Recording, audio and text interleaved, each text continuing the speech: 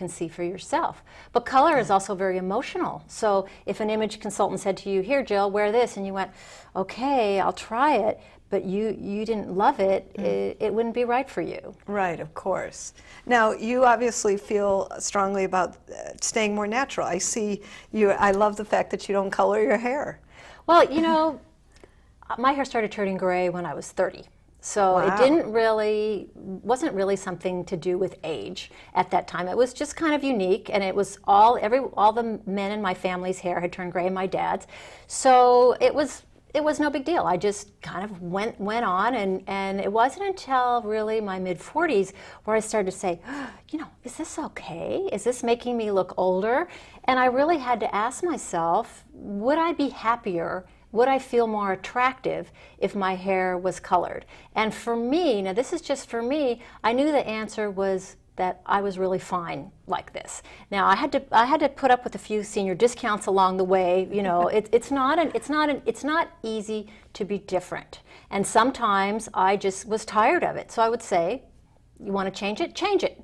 But there was never really that moment. I kind of like it. You know, it's unique, it's different, it's part of my identity, it's part of my choice. And so I don't have an age stigma about it. It's just we all really can welcome the ways that we're different and enjoy them. And then you start getting all these compliments because people can sense that you like it. And then people stop and ask me about my hair all the time, I think because they're just curious if they could do it too. And that I remember, I have to tell you, my aunt, bright redhead for most of her life, turned, I think, 60 actually, and decided to let herself go gray, and she looks absolutely lovely.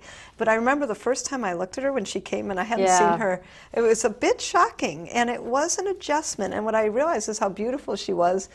You know, to me, it was about the beauty inside. And she's still beautiful, whatever color hair she has. Well, that's but a great was point. An interesting, just such a dichotomy in the look, right? Because of the strong redhead to gray. It was a big difference. Yeah, well, I had very dark hair, so I figured, you know, the first half of my life I was dark, and the second half I'm closer to being a blonde.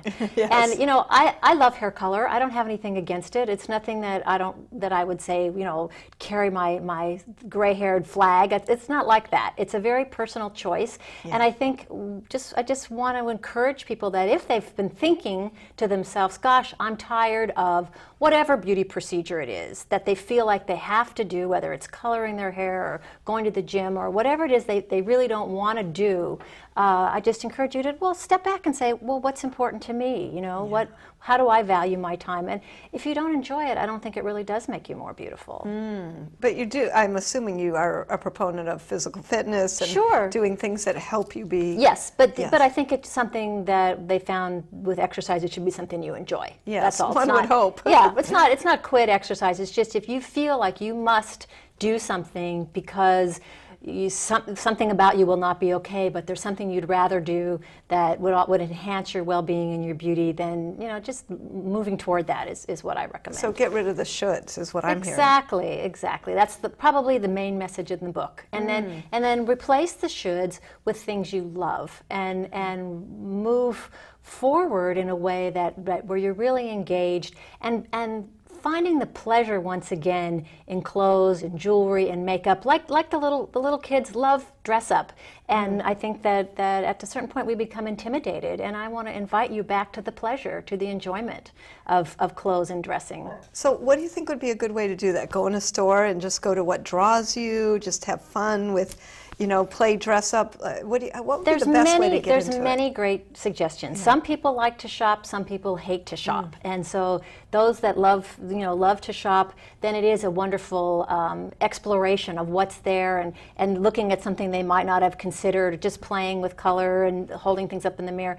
And for the people that really don't like shopping, they feel a little more intimidated, let your fingers walk through magazines. And I'm a big believer in tearing things out, things you love to look at, assembling them, and then stepping back and seeing what kind of language that these images evoke in you. How do you, when you create something like that, it's like a fingerprint. It's very unique. And find and then the inner thrill starts to build, and you think, well, maybe I'll go out and look and see if I can find one of these things. You know, everybody relates to the process of caring for their appearance really very differently. So whatever seems like the most engaging first step, maybe it's just looking at color swatches, maybe it's a fabric store, maybe again it's taking some photographs in nature, laying those out and seeing what really makes your heart pound.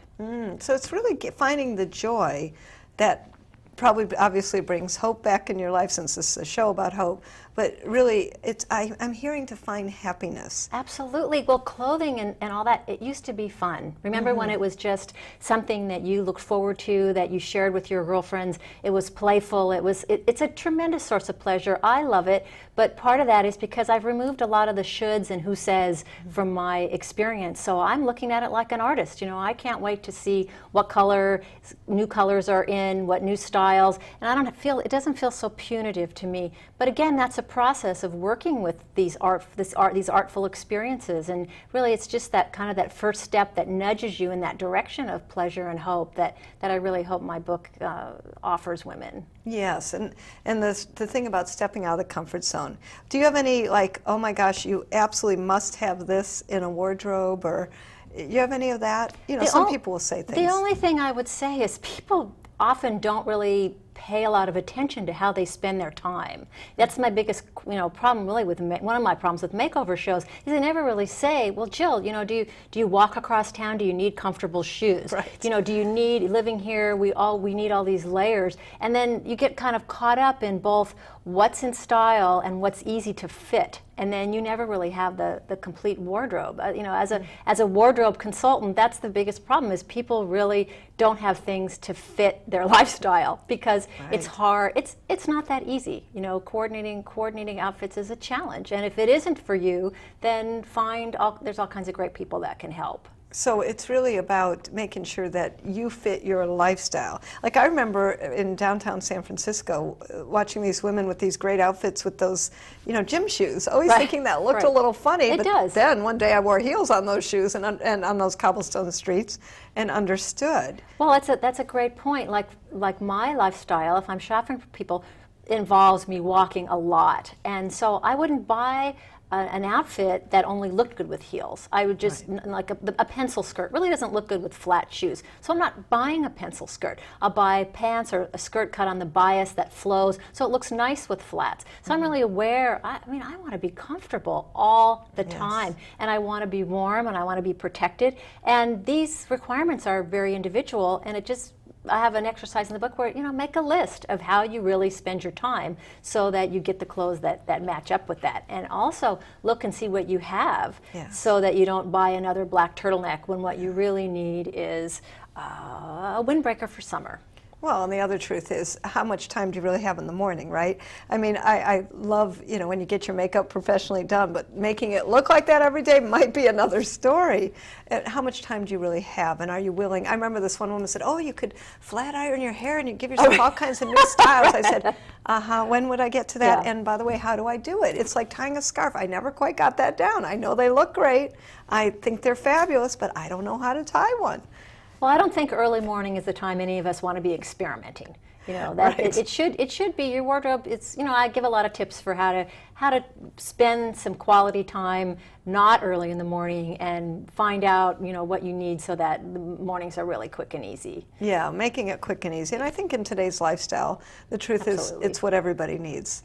So do you have a quick and easy fun tip for us that you might share? My favorite tip is buy an inexpensive rolling rack, like the kind you'd put in your utility room, and spend a little time staging your closet, meaning take out 2 colors, say navy and cream, and take out everything in your closet that's those 2 colors, maybe 6, 8 pieces, put them on the rolling rack, and you'll have a real sense of, aha, I never would have thought that this would go with this. Instead of peering into the depths, use your rolling rack to do like little mini sessions for yourself. Sunday afternoon, you've got an hour, take out all your black and another color and see what kinds of creative things you can mix and match. We all just leave our things hanging in the closet sort of, as we found them. And the rolling rack is another great thing to transition. Right now, we're wanting to transition from winter to spring, and put some of your spring clothes from last year out and take a look and see what you might add. And it's like a mini closet. I love that. I think that's great. What do you think about holding those clothes? Someday I'll fit back into them. Well, you may find that in fact may be true, and then you'll be horrified at how dowdy and frumpy they look. Right, and, outdated, right? Yeah, outdated, really. Especially, interestingly enough, one of the things that really determines is the armhole. When we had these large armholes, and then now they're very, very small and narrow, and if you have something that's old, there's a lot of little things within our clothes that are kind of dead giveaways. And it's nothing wrong with that.